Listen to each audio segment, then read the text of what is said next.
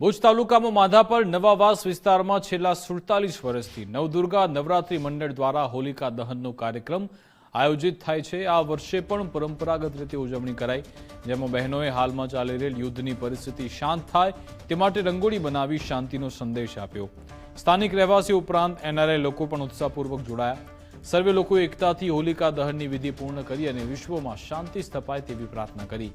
માધાપર નવાવાસ વિસ્તારમાં આયોજિત આ કાર્યક્રમ માત્ર ધાર્મિક પરંપરા પૂરતો મર્યાદિત ન રહી, પરંતુ સમાજમાં એકતા, ભાઈચારો અને શાંતિનો સંદેશ આપતો અનોખો પ્રયાસ બન્યો હતો।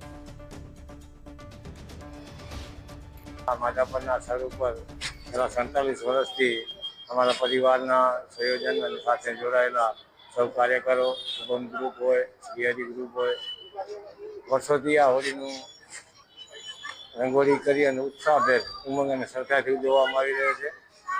મુખ્યત્વે હોળીનો તહેવાર એક વસંત ઋતુ, જે પ્રકૃતિ આખા નવી ફૂલ અને નવી કળાએ ખીલતી હોય એ રીતે હોળીની અંદર પણ વર્ષ દરમિયાન ભાઈચારાની અંદર કે મનદુખ થયો હોય, કોઈ વેરભાવ હોય, એને હોળીની સમક્ષ મૂકી અને દહન કરી અને આવનાર સમય ભાઈચારાની ભાવના હર હોળીના દિવસે અમે રંગોળી કરી અને કંઈક ને કંઈક મેસેજ પહોંચાડવાની કોશિશ કરી। જે કરંટ સિચ્યુએશન ચાલુ હોય, કાંઈ પણ એવા એના રિલેટેડ અમે કોશિશ કરી કે એનો મેસેજ પહોંચાડીએ।